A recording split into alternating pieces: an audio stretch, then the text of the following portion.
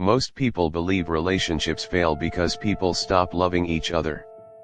They believe the ending happens when the feelings disappear, when the attraction fades, when two people simply become different. But almost nobody sees the actual moment a relationship starts dying. And once you learn to see it, you'll never be able to unsee it again in your own relationships, your friendships, even your family. Because relationships don't usually collapse when love disappears. They collapse when power quietly changes hands. A silent battle begins. One neither person will ever admit they're fighting.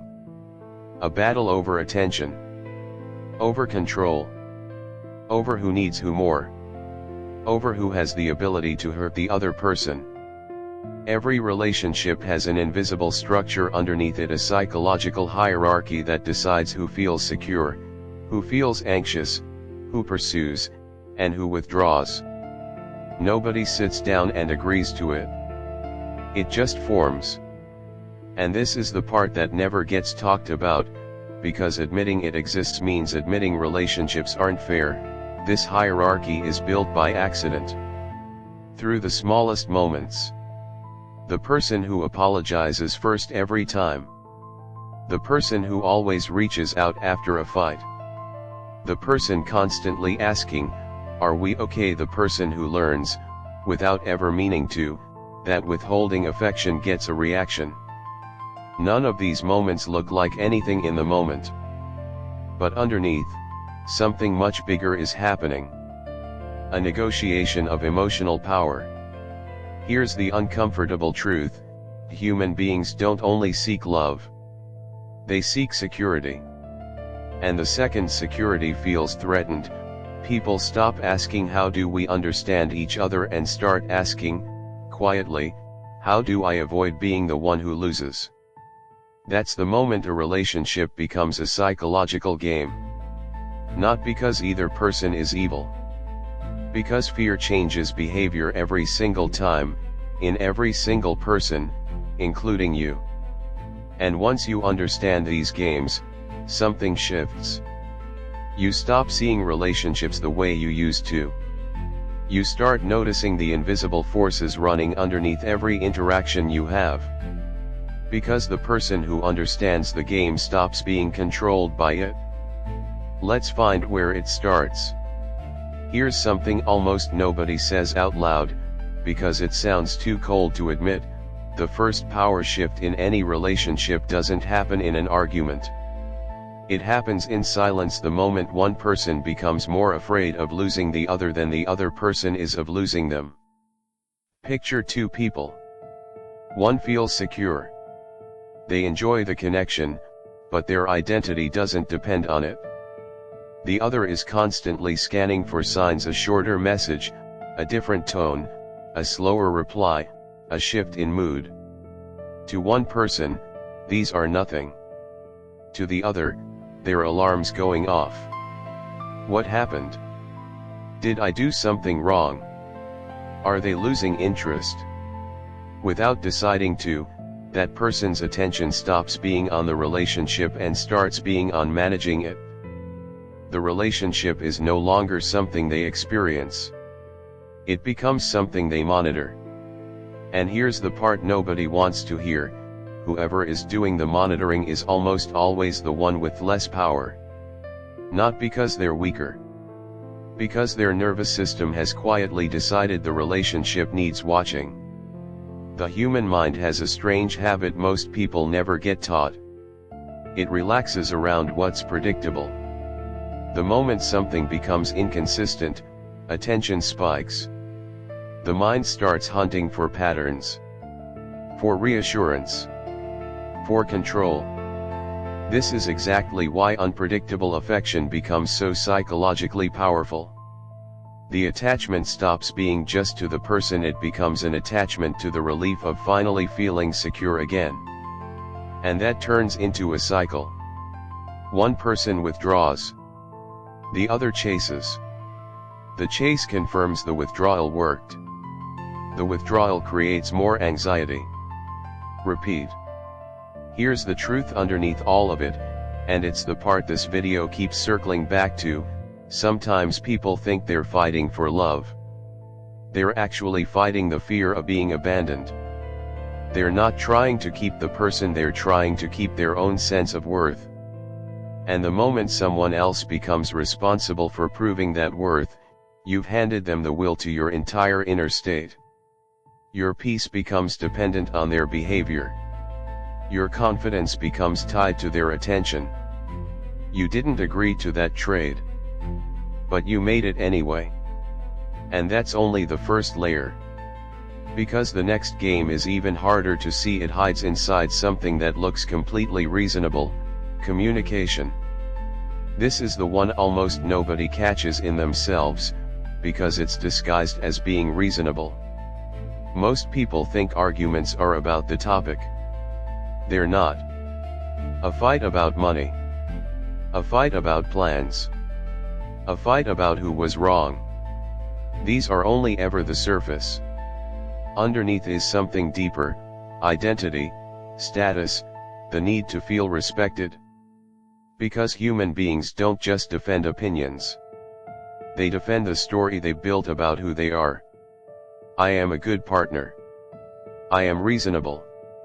I am someone who cares. The second that story gets threatened, the mind stops defending the facts and starts defending the self. This is why some people cannot say I was wrong, not because they don't understand what happened, but because admitting fault doesn't register as correcting a mistake. It registers as losing. So they defend. They explain. They rewrite the situation until they can stay the hero of their own story. And here's the trap nobody names: the person who needs to win every argument is being controlled by the need to be right. Their ego thinks it's protecting them. It's actually exposing exactly where they're weakest. A person with a genuinely stable identity doesn't need to defend it constantly. A fragile one requires armor, and armor doesn't just protect the person wearing it. It reveals exactly where they expect to get hit. Relationships expose this faster than anything else in life. A stranger never sees your insecurities. A coworker rarely does. But someone who's close to you eventually finds the sore spot. Every time. And the moment they do, the mask begins to crack. But here's what nobody warns you about: the second someone sees that crack, they have two choices. Move closer to the wound. Or use it. Because if attention is the thing a person needs most in that moment, the fastest way to control them isn't to attack. It's to take the attention away. Here's one of the most powerful forms of control that exists, and almost nobody uses it on purpose: silence. Not aggression. Withdrawal. Attention is currency in every relationship. And removing it creates pressure the same way removing oxygen does: slowly, quietly, undeniably. A person becomes colder, less available, less responsive. The other person feels the shift instantly, and the mind goes straight to work. What happened? How do I fix this? How do I get them back? Whoever controls when connection returns, controls the emotional temperature of the entire relationship. Now, here's a caveat: most dark psychology content skips, because nuance doesn't get clicks, but it matters. Not everyone who withdraws is manipulating you. Some people go quiet because they're overwhelmed. Some need time to process. Some learned as kids that conflict itself is dangerous, so silence is their nervous system's way of hiding. But when distance becomes a repeated strategy used again and again to avoid accountability or to quietly generate fear, it stops being coping. It becomes a power move, whether the person admits that to themselves or not. The unspoken message becomes, I control when connection comes back. And the other person adapts around it. Gets careful. Gets quieter themselves, not out of peace, but out of fear of triggering it again.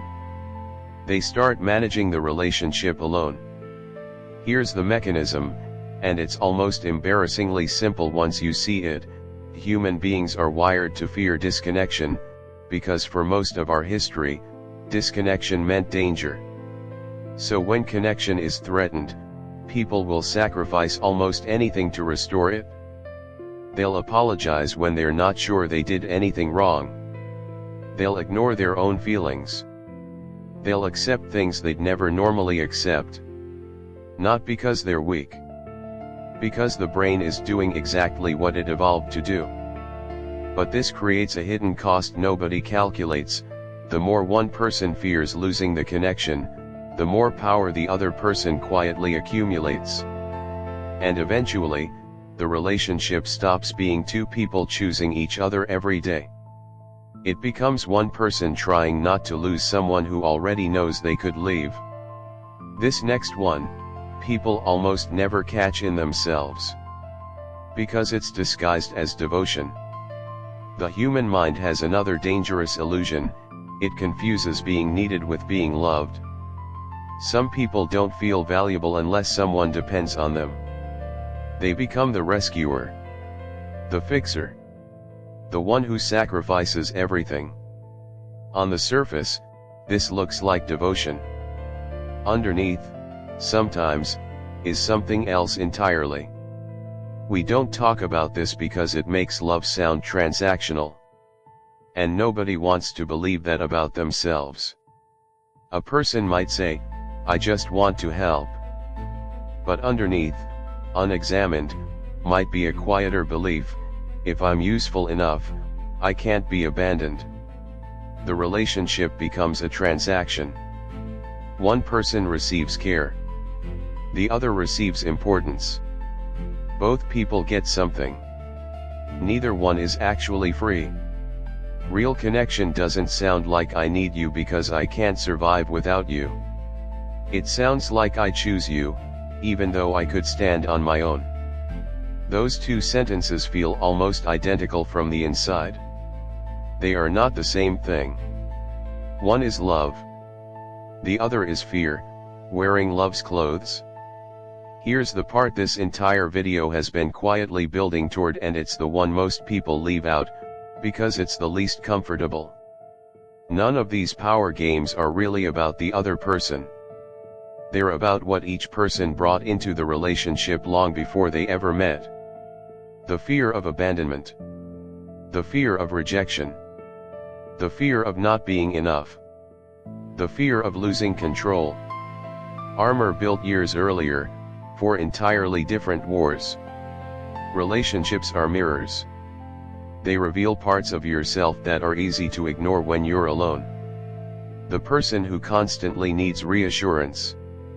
The person who constantly needs control.